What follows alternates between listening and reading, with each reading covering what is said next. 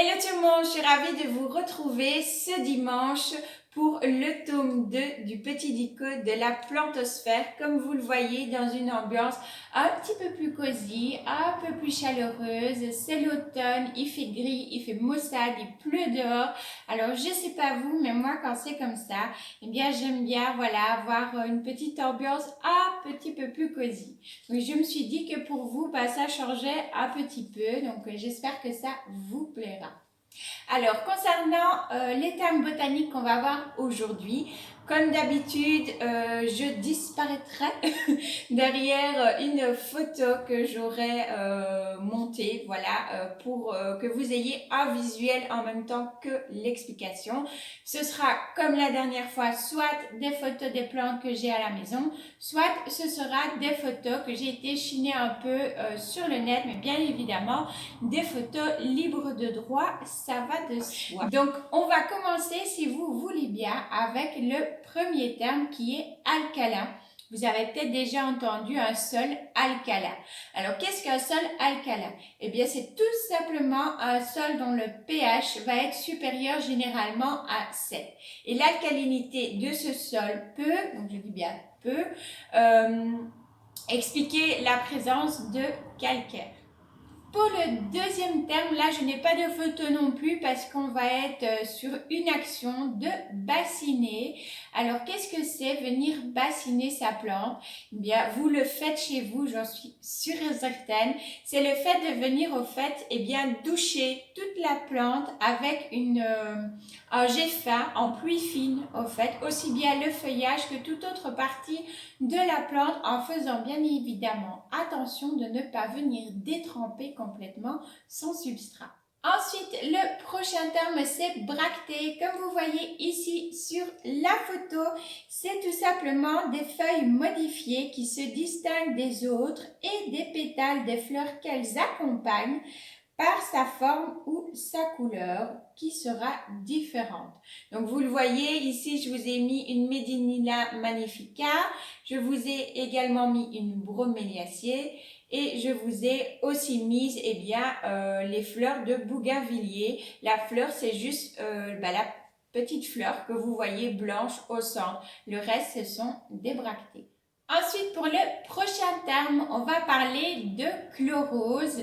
Là, je vous mets une photo de mon pilea parce que je suis en train justement de me demander si ce n'est pas ce qui se passe avec lui. Donc, comme vous le voyez, il a la feuille il a des feuilles qui jaunissent avec les nervures qui restent vertes. Alors, la chlorose, c'est une maladie caractérisée donc justement par un jaunissement des feuilles qui est due à une carence de minéraux essentiels. Il peut y avoir différentes carences. Là, ce que je vous ai montré, on va être plutôt sur ce qu'on appelle une chlorose ferrique, donc une carence ou une mal-assimilation du fer par la plante. Voilà. Du coup, voilà, ici c'est vrai qu'elles jaunissent un petit peu bizarrement, donc je vais surveiller ça. Alors, ça peut être dû à une carence de minéraux essentiels, mais aussi à un sol qui serait trop calcaire. Et moi, c'est ce que je soupçonne pour mon petit pilea parce que je l'arrose avec l'eau du robinet. Donc, je vais stopper ça et on est en automne, il pleut beaucoup. Je sens que je vais récupérer pas mal d'eau de pluie et je m'en servirai pour lui et je vais voir un petit peu du coup si ça s'arrête. Ici, je suis sur des anciennes feuilles aussi. Donc voilà, mais je trouvais qu'elle jaunissait un petit peu bizarrement. Je vais surveiller. Je ne dis pas que ce que je vous ai montré là, c'est bien une chlorose, mais en tout cas, ça ressemble à la chlorose ferrique. Donc c'est pour ça que je vous ai fait aussi les petites photos, comme ça vous aviez un visuel de à quoi ressemble une chlorose ferrique. Pour le prochain terme, ce sera cordiforme. Et bien là, tout simplement, comme vous le voyez encore sur la photo, cordiforme signifie des feuilles en forme de cœur. Le prochain terme que l'on va voir, c'est cultivar. Alors, ici, je vous ai mis des photos de roses, de caladium. Vous avez aussi une photo de Monstera albo et vous avez aussi une photo du Philodendron Brésil. Eh bien, c'est parce que ce sont des cultivars. Alors, pas toutes les roses et pas tous les caladiums non plus, bien évidemment. Ce sera certain. Alors, cultivar, c'est tout simplement une variété qui est cultivée, obtenue par l'homme. En bref, elle n'existe pas dans la nature. Ensuite, le terme épiphyte. Une plante épiphyte se dit d'une plante qui va croître, donc qui va grandir sur une autre plante, donc sur un arbre, ou également sur de la roche, mais sans venir parasiter celle-ci. Elle va juste s'y accrocher avec ses racines aériennes, et c'est avec ses racines aériennes d'ailleurs qu'elle va aller puiser dans l'atmosphère plusieurs éléments nutritifs. Et je vous ai mis des photos d'orchidées, de broméliacées, de fougères, parce qu'il y a certaines fougères qui sont aussi épiphytes. Et vous avez aussi, comme je vous ai mis, on le voit en photo, certaines aracées. Ensuite, un terme qui m'a beaucoup interpellée, c'est l'anugineux. J'espère que je le prononce bien. Alors, l'anugineux, qu'est-ce que c'est? Eh bien, ça se dit de feuilles ou d'une autre partie de plante ou même d'un fruit qui est recouvert comme ça d'un petit duvet tout doux et laineux comme la pêche. Ensuite, le labe d'une feuille. Alors ça, je crois que c'est la chose la plus basique, celle qu'on apprend même à l'école lorsque on voit un petit peu souvent la composition des feuilles, les feuilles simples, les feuilles composées. Le labe, c'est tout simplement la partie étalée de la feuille. Ensuite, on passe au pistil. Comme vous le voyez ici sur la photo, donc le pistil, c'est l'organe femelle d'une fleur qui comprend plusieurs choses. Il va comprendre l'ovaire, le ou les stigmates et le ou les styles. Et on termine avec ce cher spadis. Ça, je suis sûre que vous l'avez déjà entendu aussi. Qu'est-ce que le spadis? Comme vous le voyez ici sur la dernière petite photo de ce dicot, c'est une inflorescence qui forme un épi et c'est très caractéristique de nos chers aracées. Avant de terminer ce petit dicotome 2, je voulais revenir sur une image à terme du tome 1. Alors, je ne sais pas si vous vous souvenez, on avait parlé de stipules et je vous avais montré les petites pellicules sèches et non sèches sur le philo Brésil. Alors, je vous montrerai après un petit peu mon livre, enfin je vais vous le montrer, je vais aller vous le chercher. Alors, me revoilà, donc je me base beaucoup au fait de ce livre-ci, donc le guide des plantes.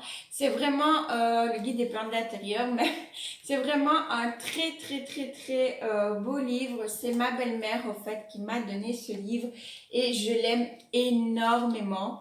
Il y a je ne sais combien de plantes répertoriées à l'intérieur. Tiens, voilà, on a la petite marronta juste là.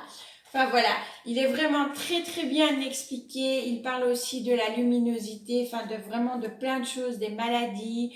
Enfin voilà, c'est un livre vraiment que j'apprécie et que je vais relire systématiquement quand j'ai besoin d'informations. Le seul petit hic, c'est qu'il date des années 80. Voilà, un peu comme moi quoi. Bon, pas dire que je suis vieille, hein, on va juste parler du livre si vous voulez bien. Voilà. Donc le livre a l'âge qu'il a, n'est-ce pas, des années 80. Et du coup, il faut savoir que parfois, il y a des termes botaniques qui vont changer. Et quand j'ai fait le tome 1, honte à moi, je n'ai pas pensé à aller vérifier quand même sur Internet pour m'assurer de tout ça. Et c'est Alex que je remercie beaucoup. Alex, si tu regardes la vidéo, merci encore. Donc c'est Alex du compte Instagram, le Monstera Noir, qui m'a signalé ma petite erreur. Ce que moi je vous avais montré comme stipule, je vous remontre l'image avec le bon mot. Donc ça s'appelle maintenant un cataphylle et non pas à stipule. Le stipule, je vous le montre maintenant. Donc, il y a différentes sortes apparemment de stipules. Ici, c'est sur un rosier. Donc, sur le rosier, le stipule est agglutiné. Il est collé, au fait, si vous voulez, au pétiole. Voilà, donc comme ça vous avez la différence. Au fait, le cataphylle, ça va être voilà, ces petites pellicules qui renferment la prochaine feuille et puis qui vont sécher au fur et à mesure une fois que la feuille est sortie. Par contre, les petits stipules, eh bien, c'est toujours par deux. Si vous ne connaissez pas le compte d'Alex, je vous invite vraiment à aller le visiter. Ça vaut le détour. Il a vraiment de très beaux filots, de très jolies pépites. Et puis, il est super sympa. Je vous mets son compte Instagram en barre d'infos. Bah écoutez, c'est terminé pour ce deuxième volet, ce tome 2 du petit dico de la plantosphère. J'espère vraiment qu'il vous aura plu. N'hésitez pas, comme d'habitude, à me mettre vos commentaires, vos suggestions, à me dire si la nouvelle petite ambiance un peu chaleureuse vous plaît aussi pour cet automne. Bon, je dis pas que ce sera toutes les vidéos comme ça, mais bon, voilà, ça change un petit peu, je trouvais ça sympa. Donc voilà, n'hésitez pas aussi à me faire votre retour là-dessus. Et puis bien moi, je vous fais tout plein de bisous green. Si vous n'êtes pas encore abonné et que le cœur vous en dit, que les vidéos vous plaisent, n'hésitez pas à vous abonner et puis à cliquer sur la petite cloche. Je vous laisse avec toutes vos beautés vertes et colorées et je vous souhaite du coup un super beau dimanche et on se revoit la semaine prochaine.